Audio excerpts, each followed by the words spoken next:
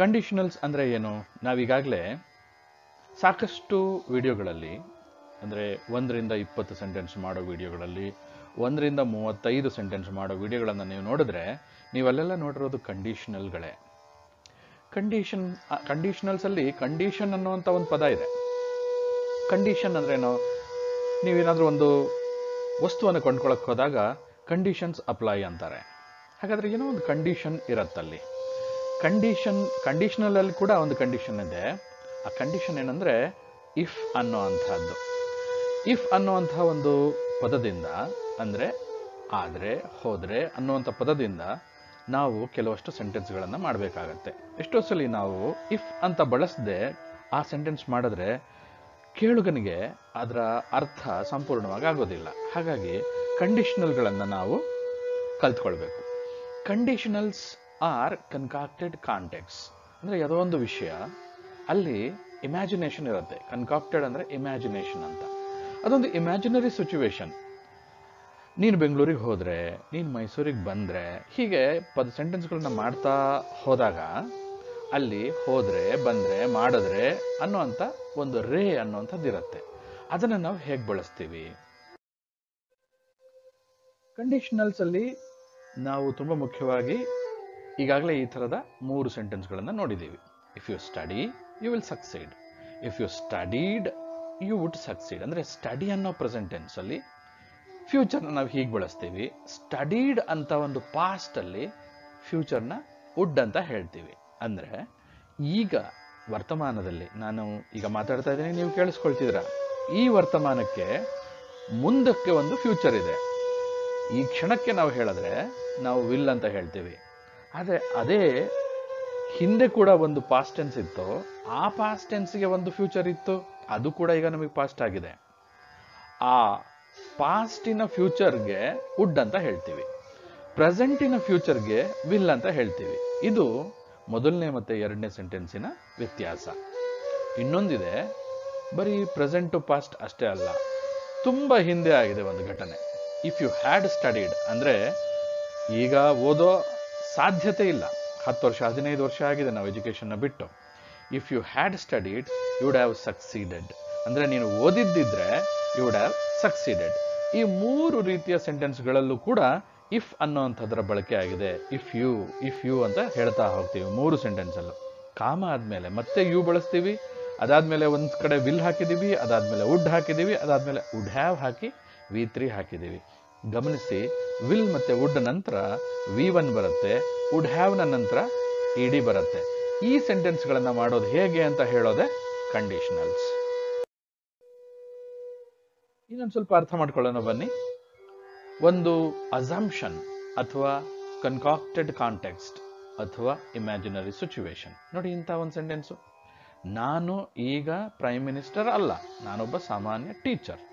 ಆದರೆ ಒಂದೊಮ್ಮೆ ನಾನೇನಾದರೂ ಪ್ರೈಮ್ ಮಿನಿಸ್ಟರ್ ಆದರೆ, if I were the prime minister of this country ಅಂತ ಹೇಳಬೇಕು ಅನ್ನುವಂಥ ಒಂದು ಕಲ್ಪನೆ ನಿಮಗೆ ಬರುತ್ತೆ. ಆಗ ಸೆಂಟೆನ್ಸ್ನ ಹೇಗೆ ಮಾಡೋದು ಅನ್ನೋದೇ ಇದರ ಅರ್ಥ. ಹಾಗೆ if I were the president of UNO, United Nations Organisation ಇದೆ, ಅಲ್ಲಿಯ ಪ್ರೆಸಿಡೆಂಟ್ ಆದರೆ, ನಾನು ಅಕಸ್ಮಾತ್ ಆದರೆ ಅನ್ಬೇಕಾದ್ರೆ ಈ ವರ್ ಅನ್ನುವಂಥ ಒಂದು ಪಾಸ್ಟ್ ಟೆನ್ಸ್ನ ಬಳಸ್ತೀವಿ. ಇದಕ್ಕೆ ಸಬ್ಜೆಕ್ಟಿವ್ ಮೂಡ್ ಅಂತ ಕರಿತೀವಿ. ಇದನ್ನು ನಾವು ಬಳಸ್ತೀವಿ. If I were to dine with a celebrity, ಯಾರಾದರೂ ಒಬ್ಬರು ಸೆಲೆಬ್ರಿಟಿ ಇರ್ತಾರೆ, ಒಬ್ಬರು ವಿಶೇಷವಾದಂಥ ವ್ಯಕ್ತಿ ಇರ್ತಾರೆ, ಅವರು ರಾಜಕೀಯದವರಾಗಿರ್ಬಹುದು, ಮಿನಿಸ್ಟರ್ ಆಗಿರಬಹುದು, ಅಥವಾ ಒಬ್ಬ ಸಿನಿಮಾ ಆ್ಯಕ್ಟರ್ ಆಗಿರ್ಬೋದು, ಒಬ್ಬ ಡ್ಯಾನ್ಸರ್ ಆಗಿರ್ಬೋದು. ಸೆಲೆಬ್ರಿಟಿ ಅಂದರೆ ತುಂಬ ಜನಕ್ಕೆ ಪರಿಚಯ ಇರ್ತಕ್ಕಂಥ ವ್ಯಕ್ತಿ ಆಗಿರ್ತಾರೆ. ಅಂಥ ವ್ಯಕ್ತಿ ಜೊತೆಗೆ ನಾವೇನಾದರೂ ಊಟ ಮಾಡಿದ್ರೆ, if I were to dine with a celebrity, ನಾನು ಯಾರನ್ನು ಆಯ್ಕೆ ಮಾಡ್ಕೊಳ್ತೀನಿ, ಐ ವುಡ್ ಚೂಸ್ ಅಂತ ಮುಂದೆ ಸೆಂಟೆನ್ಸ್ ಹೇಳ್ತಾ ಹೋಗ್ತೀವಿ. ನಾನೇನಾದರೂ UNO ಪ್ರೆಸಿಡೆಂಟ್ ಆದರೆ ನಾನು ಏನು ಮಾಡ್ತೀನಿ, ಐ ವುಡ್ ಡೂ ಅಂತ ಏನೋ ಹೇಳ್ತಾ ಹೋಗ್ತೀವಿ. ನಾನೇನಾದರೂ ಪ್ರೈಮ್ ಮಿನಿಸ್ಟರ್ ಆಗಿದ್ದರೆ ಇಂಥ ಕೋವಿಡ್ ಸಿಚುವೇಶನ್ನ ನಾನು ಹೇಗೆ ಕಂಟ್ರೋಲ್ ಮಾಡ್ತಿದ್ದೆ ಅಥವಾ ನಾನು ಹೇಗೆ ನಿಭಾಯಿಸ್ತಿದ್ದೆ ಅದನ್ನು ಹೇಳೋದಕ್ಕೆ ಈ ಥರ ಸೆಂಟೆನ್ಸ್ನ ನಾವು ಯೂಸ್ ಮಾಡ್ತೀವಿ. ಇಲ್ಲಿ ಮುಖ್ಯವಾಗಿ ನಾವು ಫೋಕಸ್ ಮಾಡ್ತಕ್ಕಂಥ ವಿಚಾರ ಏನಿದೆ, ನಾನೀಗ ಪ್ರೈಮ್ ಮಿನಿಸ್ಟ್ರು ಅಲ್ಲ, ಪ್ರೆಸಿಡೆಂಟ್ ಆಫ್ UNO ಅಲ್ಲ, ನನ್ನ ಜೊತೆಗೆ ಯಾರೂ ಒಬ್ಬ ಸೆಲೆಬ್ರಿಟಿನೂ ಊಟ ಮಾಡೋಕ್ಕೆ ಬಂದಿಲ್ಲ ಅನ್ನುವಂಥ ಒಂದು ಸಿಚುವೇಶನ್ ರಿಯಾಲಿಟಿ. ಆದರೆ ಅಕಸ್ಮಾತ್ ಬಂದರೆ ಅನ್ನುವಂಥ ಇಮ್ಯಾಜಿನರಿ ಸಿಚುವೇಶನ್ ಅಥವಾ ಕನ್ಕಾಕ್ಟೆಡ್ ಅಂದರೂ ಕೂಡ ಇಮ್ಯಾಜಿನರಿ ಅಂತಾನೆ, ನಾವೇ ಒಂದು ಈ ಜೇಡ್ರ ಬಲೆ ಥರ ಒಂದು ಕಾನ್ಕಾಕ್ಟೆಡ್ ಕಾಬ್ ವೆಬ್ ಅಂತ ಹೇಳ್ತೀವಿ. ಅಂದರೆ ಒಂದು ವೆಬ್ ನಾವೇ ಸೃಷ್ಟಿ ಮಾಡ್ಕೊಳ್ತೀವಿ, ಒಂದು ಸಿಚುವೇಶನ್ನ ನಾವೇ ಸೃಷ್ಟಿ ಮಾಡ್ಕೊಳ್ತೀವಲ್ಲ, ಅಂಥ ಸಿಚುವೇಶನ್ಗೆ ನಾವು ಫೋಕಸ್ ಮಾಡಿದಾಗ ಈ ಥರ ಸೆಂಟೆನ್ಸ್ನ ನಾವು ಬಳಸ್ತೀವಿ. ಹಾಗೆ if he is there I will be at his feet. ಇದು ತುಂಬ ಒಬ್ಬ ಮಹಾತ್ಮನ ಬಗ್ಗೆ ಇನ್ನೊಬ್ಬ ಮಹಾತ್ಮ ಹೇಳಿರೋ ಸೆಂಟೆನ್ಸ್. ಇದು ಯಾರು ಅಂತ ಕೊನೆಯಲ್ಲಿ ಹೇಳ್ತೀನಿ. ಇದನ್ನು ಅವರು ಪ್ರೆಸೆಂಟ್ ಟೆನ್ಸ್ನಲ್ಲಿ ಮೊದಲನೇ ಸೆಂಟೆನ್ಸ್ ಹೇಳಿದ್ದಾರೆ, ಪಾಸ್ಟಲ್ಲಿ ಹೇಳಿದ್ದಾರೆ. ಹಾಗೆ ಪಾಸ್ಟ್ ಪರ್ಫೆಕ್ಟಲ್ಲಿ ಹೇಳ್ತಾ ಅದನ್ನು I would have been at his feet ಅಂತ ನಮ್ಮ ನೇತಾಜಿ ಸುಭಾಷ್ ಚಂದ್ರ ಬೋಸ್ ಅವರು ಸ್ವಾಮಿ ವಿವೇಕಾನಂದರ ಬಗ್ಗೆ ಹೇಳಿರೋ ಮಾತಿದು. ಕೊನೆಯ ಮಾತು, ಕೊನೆಯ ಸೆಂಟೆನ್ಸ್ ಏನಿದೆಯಲ್ಲ ಇಲ್ಲಿ, ಅದು ಈ ಥರ ಇದೆ. ಹ್ಯಾಡ್ ಹಿ ಬೀನ್ ದೇರ್ ಅಂದರೆ if he had been there ಅಂತ ಅರ್ಥ. ಅದು if he had been there I would have been at his feet. ಅವರು ಸ್ವಾಮಿ ವಿವೇಕಾನಂದರು ಏನಾದರೂ ಇದ್ದಿದ್ರೆ ನಾನು ಅವ್ರ ಕಾಲ ಹತ್ರ ಇರ್ತಿದ್ದೆ ಅಂತ ಹೇಳುವಂಥ ಸೆಂಟೆನ್ಸ್ನ ಪ್ರೆಸೆಂಟ್ ಟೆನ್ಸಲ್ಲಿ ಹೇಗೆ ಹೇಳ್ಬೋದು, ಪಾಸ್ಟಲ್ಲಿ ಹೇಗೆ ಹೇಳ್ಬೋದು, ಪಾಸ್ಟ್ ಪರ್ಫೆಕ್ಟಲ್ಲಿ ಹೇಗೆ ಹೇಳ್ಬೋದು ಅಂತ ಇಲ್ಲಿ ಹೇಳ್ತಾ ಇದ್ದೀವಿ. ಹಾಗೆ ಕೆಲವು ಇಮ್ಯಾಜಿನರಿ ಸಿಚುವೇಶನ್. ನೀನು ಇಫ್ ಯು ಡೋಂಟ್ ಹರಿ, ನೀನೀಗ ಬೇಗ ಬೇಗ ಬರದಲ್ಲೇ ಹೋದರೆ ಏನಾಗುತ್ತೆ, ನಿನಗೇನೋ ಒಂದು ಮಿಸ್ ಆಗುತ್ತೆ. ನಿನಗೆ ಟ್ರೈನ್ ಮಿಸ್ ಆಗ್ಬೋದು, ಫ್ಲೈಟ್ ಮಿಸ್ ಆಗ್ಬೋದು, ಬಸ್ ಮಿಸ್ ಆಗ್ಬೋದು. If you don't hurry you will miss the train. ಈ ಥರ ಮುಂದೆ ನೀವು ಏನು ಬೇಕಾದ್ರೂ ಹೇಳ್ಬೋದು. ಈ ಡಾಟ್ಗಳೇನಿದೆ ಅದು ನಿಮ್ಮ ಇಮ್ಯಾಜಿನೇಷನ್ಗೆ ಬಿಟ್ಟಿದ್ದು. ಹಾಗೆ ಇನ್ನೊಂದು sentence, if you pass the exam, ನೀನೇನಾದರೂ ಎಕ್ಸಾಮ್ ಪಾಸ್ ಆದರೆ ಮುಂದಕ್ಕೆ ಓದ್ಬೋದು, ಕೆಲಸ ಸಿಗತ್ತೆ, ಈ ಥರದ ಏನೋ ಒಂದು ಸಿಚುವೇಶನ್ ನಿರ್ಮಾಣ ಆಗುತ್ತೆ. ಆದರೆ ನೀನು ಫೇಲ್ ಆದರೆ ನಿನಗೆ ಮುಂದೆ ಓದಲಿಕ್ಕಾಗಲ್ಲ, ನಿನಗೆ ಕೆಲಸ ಸಿಗಲ್ಲ. If you fail in the exam you will not get any job. If you fail in the exam you cannot continue education further. If you want those pictures, ನಿನಗೇನಾದರೂ ಆ ಪಿಕ್ಚರ್ ಬೇಕು ಅಂದರೆ ಏನು ಮಾಡಬೇಕು, ನೀವೇ ಇಮ್ಯಾಜಿನ್ ಮಾಡಿ ಏನು ಮಾಡಬೇಕು ಅಂತ ಮುಂದೆ ಹೇಳಿ. If you want those pictures you have to pay money. If you are busy now, I'm sorry, I don't want to disturb you. If you are busy now, ಈ ಥರ ನಿಮಗೆ ಏನನ್ಸುತ್ತೆ ಅದನ್ನು ಕಂಟಿನ್ಯೂ ಮಾಡಿ. ಹಾಗೆ ಇನ್ನೊಂದಷ್ಟು ಸೆಂಟೆನ್ಸ್ಗಳನ್ನು ಕೊಡ್ತಾ ಇದ್ದೀನಿ ನಾನು ನಿಮಗೆ. ನಿಮಗೇನನ್ಸುತ್ತೆ ಅಂತ ಹೇಳ್ತಾ, ಆಲೋಚನೆ ಮಾಡ್ತಾ, ಇಮ್ಯಾಜಿನ್ ಮಾಡ್ತಾ ಹೋಗಿ. If you are hungry, come let us take food. If you need money, I think I can help you. If you don't want this magazine, you better concentrate on your studies. If I give you my address, can you come to my home? If I am late this evening, please excuse me.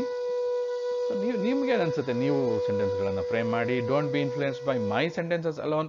ನನ್ನದು ಒಂದು ಸಾಧ್ಯತೆ ಅಷ್ಟೇ, it is only a possibility. ನಿಮಗೆ ಏನನ್ಸುತ್ತೆ, ಯಾವ ಥರ ನೀವು continue ಮಾಡಬೇಕನ್ಸುತ್ತೆ, ನಿಮಗೆ ಸಾಕಷ್ಟು ಸೆಂಟೆನ್ಸ್ಗಳನ್ನು ನಾನು ಕೊಡ್ತಾ ಇದ್ದೀನಿ. ಮತ್ತೆ ನೋಡ್ತಾ ಹೋಗಿ. ನೋಡಿ, ನಿಮಗೀಗ ಸಾಧ್ಯನೇ ಇಲ್ಲ, ನಿಮಗೆ ರೆಕ್ಕೆಗಳಿಲ್ಲ.